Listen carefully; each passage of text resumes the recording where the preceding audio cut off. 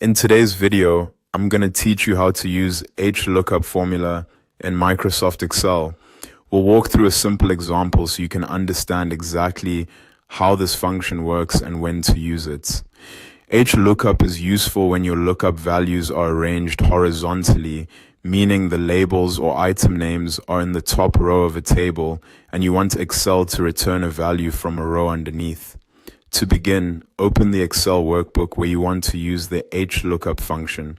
Once your workbook is open, make sure your sample data is ready.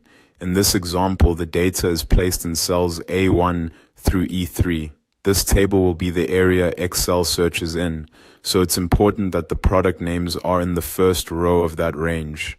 Next, set up the lookup area. Click cell G1 and type price lookup. This will serve as a label so it's clear what the formula is doing.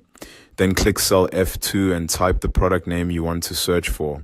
For this example, enter keyboard. This cell will act as the lookup value, which means Excel will search for the word keyboard in the top row of your table.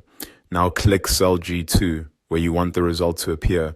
Type the formula as follows: equals HLOOKUP, then an opening parenthesis, then F2 followed by a comma, then A1 E3 another comma, then 2 another comma, then false, and finally a closing parenthesis.